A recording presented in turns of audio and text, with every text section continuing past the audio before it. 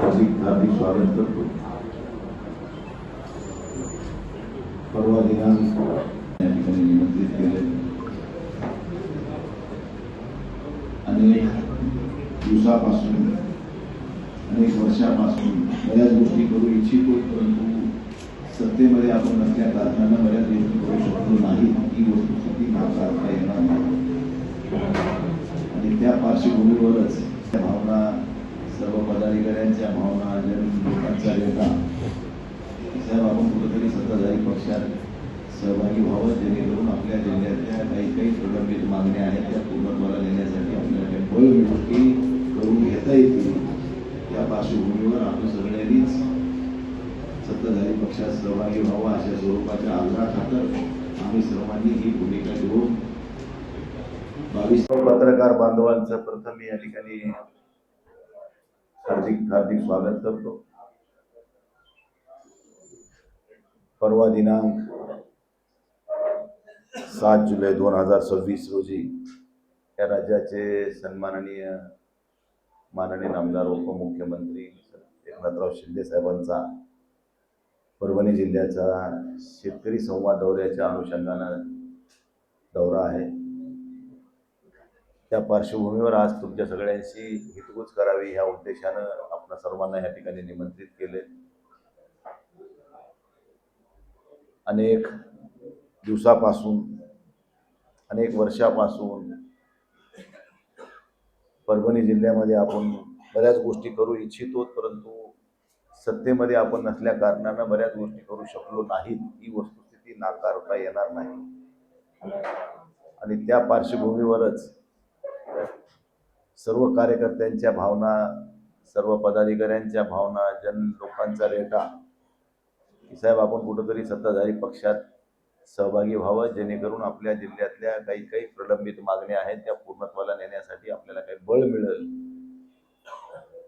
आणि आपल्याला अधिकारानं काही गोष्टी करून घेता येतील। त्या पार्श्वभूमीवर आपण सगळ्यांनीच सत्ताधारी पक्षात सहभागी व्हावं अशा स्वरूपाच्या आग्रहाखातर आम्ही सर्वांनी ही भूमिका घेऊन 22 तारखेला आम्ही माननीय नामदार एकनाथराव शिंदे साहेबांच्या नेतृत्वाखाली शिवसेनेमध्ये प्रवेश केलाय। आमची बांधिलकी वंदनीय शिवसेना प्रमुख बाळासाहेबांच्या विचाराशी आहे, कालही होती आणि उद्याही राहील, यामध्ये कुठेही दुमत असायचं कारण नाही। त्यामुळं 1989 ची पहिली लोकसभेची निवडणूक परभणीची कैलासवासी अशोकराव देशमुख साहेबांच्या रूपानं शिवसेनेनं धनुष्यबाण या चिन्हावर लढली, पण त्यावेळेस पक्षाचं चिन्ह म्हणून ते त्यावेळी नव्हतं, तर आपला उमेदवार हा अपक्ष उमेदवार असा संबोधला गेलेला होता।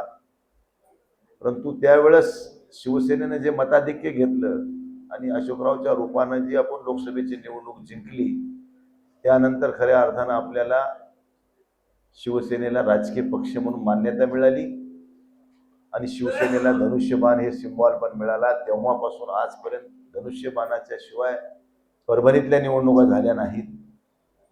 एक अपवाद वगळता 2024चा, पण योगायोग असा होता की त्यावेळेस कोणत्याच पक्षाचं चिन्ह नव्हतं, ना काँग्रेसचं, ना एनसीपीचं, ना भाजपचं, ना शिवसेनेचं। त्यामुळे तिथं चिन्ह सगळे नवीनच होते आणि त्या नवीन चिन्हावर मला लढण्याचा योग आला आणि त्या निवडणुकीत सुद्धा मला चांगल्या मताधिक्यानं परभणीकरांनी, या लोकसभा मतदारसंघातील नागरिकांनी, मतदारांनी भरभरून मतानं निवडून दिलं। त्यानंतर ही जी काही पार्श्वभूमी घडत गेल्या, त्या काही रोज घडत आहेत, ती लोक थांबायला तयार नाही। सत्ताधारी लोक विरोधकांना विश्वासात घेत नव्हती। पूर्वी मी पण विलासराव देशमुख साहेब, कैलासवासी विलासराव देशमुख साहेब असतील, आदरणीय अशोकरावजी चव्हाण साहेब असतील, पृथ्वीराज चव्हाण साहेब असतील, त्यांच्या काळात सुद्धा आम्ही विधानसभेमध्ये 10 वर्ष काम केलं, परंतु काही रेशिओ ठरलेला असायचा, 60-40, 70-30 अशा स्वरूपानं विकासात्मक निधी सुद्धा बजेटमध्ये काही प्रमाणात दिल्या जायचा। पण हल्ली ह्या 5-7 वर्षाच्या काळामध्ये विरोधकाची गळचेपी करण्याचा प्रयत्न सातत्यानं सत्ताधाऱ्याकडून होत होता।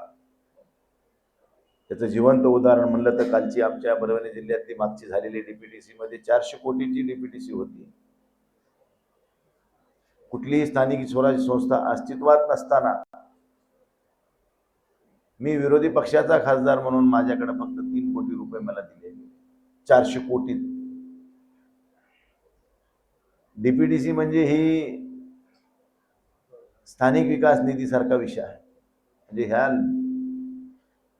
करातून जो काही पैसा शासनाला मिळतो तो ह्या नागरिकांच्या स्थानिक स्वराज्य संस्थेतल्या नागरिकांच्या सोयी सुविधासाठी खर्च करण्याचा तो राईट आहे. मग आता मी लोकसभेचा खासदार आहे, माझ्या मतदारसंघामध्ये तुम्ही मला हेतू पुरस्कार डावलता, मतदानाची चेष्टा नाही काही. आणि मग दरवेळेस अशा स्वरूपानं होत चाललं होतं. शेवटी कार्यकर्ता हतबल होत होता की बाबा आपण ह्या अशा परिस्थितीत आपल्याला सुद्धा काही भूमिका घ्यावा लागतील, काही विचार करावा लागेल, तरच आपल्याला लोकांसमोर जाता येईल, लोकांचे कामं करता येतील. या अनुषंगानं सर्वांनी आग्रह केल्यानंतरच आम्हाला ही भूमिका घेण्याला भाग पडलं आणि आम्ही सगळ्यांनी शिंदे साहेबांच्या नेतृत्वाखाली आणि डॉक्टर श्रीकांत शिंदे आमचे सहकारी लोकसभेतील यांच्या सहकार्यानं आम्ही या ठिकाणी शिवसेनेमध्ये प्रवेश करून वंदनीय शिवसेना प्रमुखांना अभिप्रेत असलेलं काम या ठिकाणी करण्याचा मानस आम्ही केलेला आहे. निश्चित परभणी जिल्हा हा शिवसेनेचा बालेकिल्ला आहे, यात काही दुमत नाही. 1989 पासून आजपर्यंत मधला एक 98 ते 99चा 13 महिन्याचा सुरेशराव वरपुडकर साहेबांचा कार्यकाळ जर सोडला तर आजपर्यंत शिवसेना ह्या ठिकाणी अबाधित आहे, एवढं आपण सगळेजण जाणता. आणि म्हणूनच आम्ही सर्वांनी एका जुटीनं एका विचारानं एका मनानं सगळ्यांनीच शिंदे साहेबांच्या नेतृत्वाखाली धनुष्यबाणाच्या चिन्हावर भविष्यामध्ये निवडणुका लढवून चांगली ताकद जिल्ह्यामध्ये निर्माण करण्याचा मनोदय केलेला आहे. आणि त्या मनोदयाच्या अनुषंगानं उद्या 7 तारखेला या राज्याचे उपमुख्यमंत्री माननीय आमदार श्री एकनाथराव शिंदे साहेब शेतकऱ्याशी संवाद साधण्याच्या उद्देशाने ह्या ठिकाणी येत आहेत. त्यांच्या स्वागताच्या अनुषंगानं आमची तयारी चालू आहे. सर्वसामान्य लोकांपर्यंत त्या सगळा संदेश जावा या उद्देशानं आम्ही तुम्हाला सुद्धा सगळ्या बांधवांना या ठिकाणी पत्रकार बांधवांना बोलावलंय.